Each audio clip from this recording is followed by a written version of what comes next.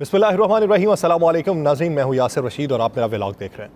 नाज़रीन, पाकिस्तान की जो सियासत है इस वक्त एक ऐसे मरहले में दाखिल हो चुकी है जहाँ से वापसी का रास्ता बहुत से लोगों का दिखाई नहीं देगा, वो बंद हो चुका है।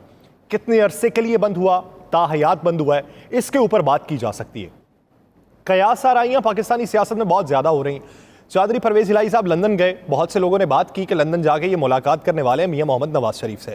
फिर बातें ये होना शुरू हुई कि मियां नवाज शरीफ वापस आने का फैसला कर लेंगे और पंजाब की जेल में रहेंगे।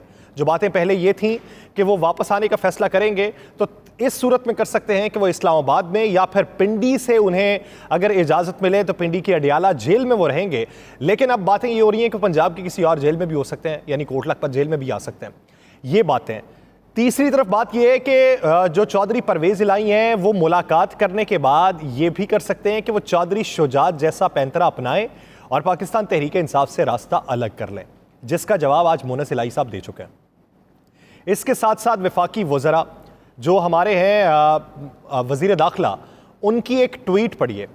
वो जो ट्वीट है, जिस ट्वीट के जवाब में दी गई है फवाद हुसैन चौधरी साहब की, वो भी पढ़ लीजिए और ये देखिए कि पाकिस्तानी सियासत के अंदर अल्फाज का चुनाव किस तरीके से किया जाता है, किसको किस तरीके से मुखातिब करते हुए बात की जाती है, जुमले की बुन्नत क्या होती है। उसमें इस बात का इदराक नहीं रखा जाता कि इसका आम आवाम की जहनीत के ऊपर किस तरीके का असर पड़ेगा। धमकी देने के और भी बहुत से असलूब और तरीके होते हैं।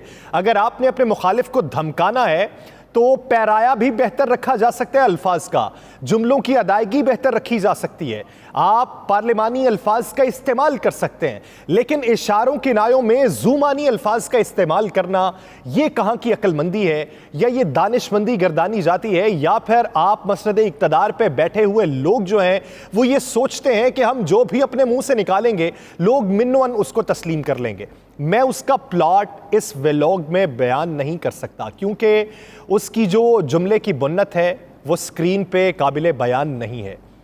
अगर किसी ने पढ़नी है तो वो जाके फवाद हुसैन चौधरी साहब के ट्विटर अकाउंट पे जाए, वो पहले पढ़े, फिर उसका जवाब जो है वो वज़ीर दाखिला के अल्फाज से देख ले।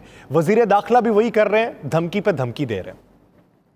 पाकिस्तानी सियासत के अंदर मरियम नवाज साहिबा की वापसी के हवाले से बहुत सी बातें थीं कि वो जाएंगी और जल्द वापस आ जाएंगी, जिसके अभी इम्कानात नहीं लग रहे। फैसल वावडा साहब का केस जो था उसमें चीफ जस्टिस के रिमार्क्स थे कि ताहयात जो नाअहली है ये कानून सरासर गलत है, लेकिन उसके साथ उन्होंने ये कहा कि अगर इसको ख़त्म कर भी दें, इलेक्शन कमीशन को इसकी हिदायत जारी भी कर दें तो इसके मुहर्रिकात तब्दील नहीं होंगे। बहुत से लोग उस पर तज्जिया ये रखते हैं कि जहाँ पर फैसल वावडा साहब के केस में ये बात हुई है, फैसल वावडा साहब के ऊपर ताहयात नाअहली का जो केस मुसल्लत किया गया था, ताहयात नाअहली उनकी ख़त्म हो जाएगी और इसी को मद्देनज़र रखते हुए पाकिस्तान मुस्लिम लीग नून के वकला जो हैं वो अदालत में दरख्वास्त करेंगे और फिर से मियां मोहम्मद नवाज शरीफ की ताहयात जो नाअहली है उसके हवाले से दलाइल दिए जाएंगे और उसको ख़त्म करने का मुतालिबा किया जाएगा।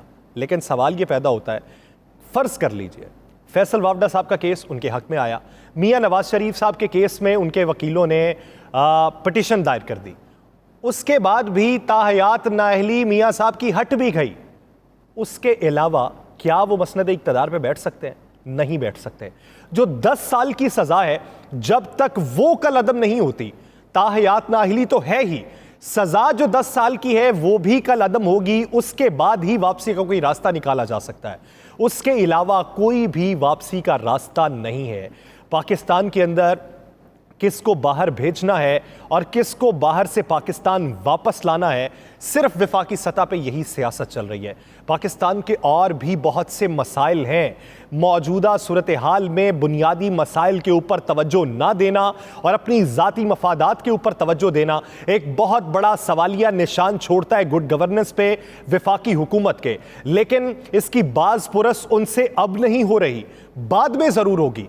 केसेस जितने मर्जी खत्म करवा लें, जितनी मर्जी कानून में तब्दीलियां करवा लें, वक्त बदलेगा और वक्त बदलने के बाद ये किसके पास गारंटी मौजूद है कि वो ऑपोजिशन में बैठे होंगे तो उन पे दोबारा से मुकदमात नहीं बनेंगे, वो ऑपोजिशन में बैठे होंगे जो तामीम उन्होंने की थी वो दोबारा से वापस नहीं हो जाएंगी। बहुत सी कयास आराइयों ने दम वहीं पे तोड़ दिया जो ये बातें कर रहे थे कि एक शख्सियत की वजह से पूरे मुल्क को स्टेक पे लगाया हुआ है, पसे पर्दा कुछ मामलात चल रहे हैं और उन्हीं मामलात की बुनियाद के ऊपर किसी को तौसी दे दी जाएगी, या वो टेम्परेरी जो तौसी है उसको कोड वर्ड्स के अंदर इस्तेमाल किया जा रहा था कि हालात कुछ ऐसे हैं जिसमें नए इंतखाबात नहीं हो सकते तो ये टेक्निकल एक्सटेंशन दी जा सकती है।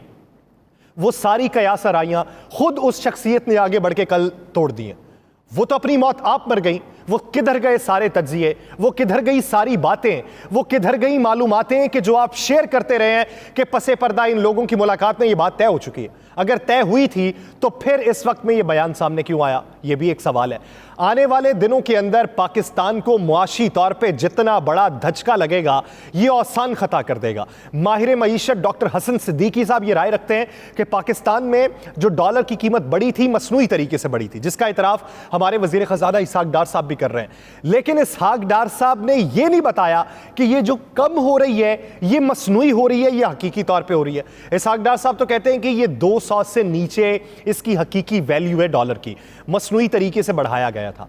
हसन सिद्दीकी साहब कह रहे हैं ये मसनूई तरीके से नीचे भी आ रही थी, इसकी कोई गारंटी मौजूद नहीं है कि पाकिस्तान के इस वक्त रिजर्व के हिसाब से और पाकिस्तान में डॉलर्स की मौजूदगी के हिसाब से इसकी कीमत 215 से 225 के दरमियान होनी चाहिए या 195 से 205 के दरमियान में होनी चाहिए। अगर ये 195 पे आती है तो डार साहब जिस कुलिये की वजह से मशहूर है कि वो डॉलर को कैद करके रख लेते हैं और अपनी मर्जी से उसका उतार चढ़ाव बनाने के माहिर हैं, तो यहां पर सवाल ये पैदा होता है कि अगर अपनी मर्जी से डॉलर को कम रखा गया तो कितना डॉलर या पैसा मार्केट में झोंका जाएगा। फ्री फ्लोटिंग की जो हमारे यहाँ एक कॉन्सेप्ट है और अभी से IMF की शराइत के बाद हम वो पॉलिसी अपना रहे हैं। फ्री फ्लोटिंग में आप किस हद तक कैद मुसल्लत कर सकते हैं, दायरा कार को तंग रख सकते हैं कारोबारी हलकों में, और या फिर उस नेक्सस के गिर्द जो स्टॉक एक्सचेंज में उतार चढ़ाव और डॉलर के लेन देन और स्मगलिंग मनी लॉन्ड्रिंग के हवाले से, वो हवाला हुंडी के हवाले से बहुत ज़्यादा माहिर है, उसके ऊपर कड़ी नज़र रखने की ज़रूरत है। IMF की शराइत के ऊपर, FATF की शराइत के ऊपर आपने अपना मैकेनिज़्म बेहतर तो किया है। करेंसी एक्सचेंज के अंदर अगर आप जाइए तो पहले सिर्फ एक शनाख्ती कार्ड की बुनियाद पे या सिर्फ ज़बानी कलामी बात करते हुए आपको पैसा तब्दील कर दिया जाता था। अगर आपने डॉलर्स लेने होते थे, दिरहम लेने होते थे, रियाल लेने होते थे या पाउंड्स लेने होते थे।